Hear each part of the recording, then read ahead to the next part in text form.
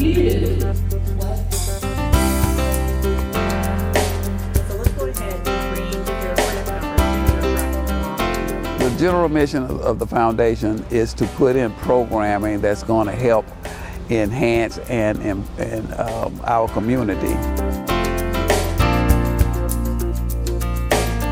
Black Lives Matter Charlotte, we kind of get some slack sometimes. People say we're not black enough because we're not out marching and protesting, demonstrating, and some folks say we're too black because we're saying Black Lives Matter instead of all lives matter. We're about trying to help the community understand those issues that are impacting African Americans in a negative sense, and we try to bring in factual information to prove the point in terms of where we came from and how we got to where we are today. So when we talk about changes, it has to be policy, it has to be systems, it has to be structures. That we are in the beginning of a movement that if we don't get it right this time, we may miss this opportunity for the next couple of decades, which would be scary.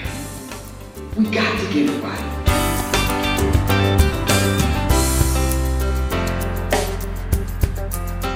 We want to have the community, the conversations across the entire Charlotte community, just to get input from all segments of our community, but more importantly, to hear from all segments of our community and just have that dialogue.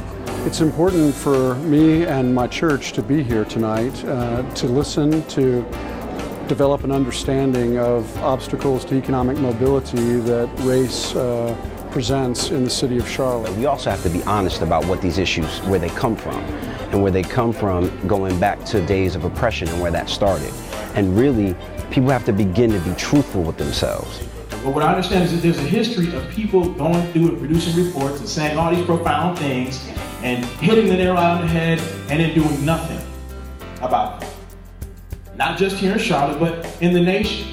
Why are these conversations important, particularly in the Charlotte community? Well, particularly in the Charlotte community, because we have avoided them, I think. I think we've been a little polite and not faced reality. Well, at least parts of the community haven't. These discussions are very necessary. It's what we do after the discussions, because since I've been here in Charlotte, that's all we've done is just talk. And now we are really in a need for a change. Instead of just talking, we need an action that goes behind this.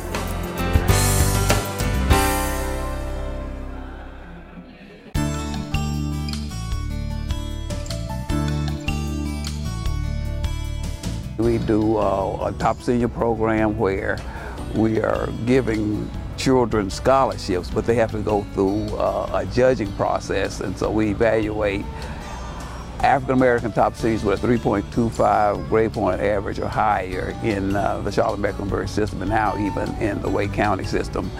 And those children are evaluated by a panel of judges, and two of the best top seniors out of that category are given scholarships.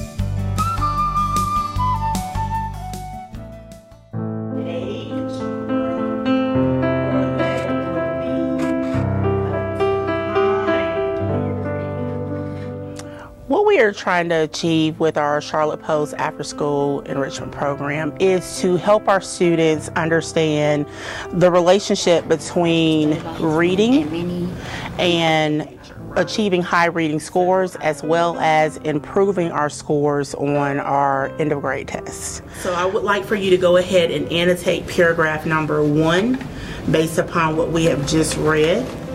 This program is about dropout, and what we've learned that if you don't catch kids at the time that they start taking the end of grade testing, and even before that, then those kids that are behind that early will never catch up. When I see them just naturally begin doing the annotation without me having to do the extra fussing, in the beginning they were kind of pulling against it, but now they have it down packed, so that's really exciting for me to see. All of our programming is driven with education at the forefront. And hopefully, at the end of the day, we are making a difference in the community that we care so much about.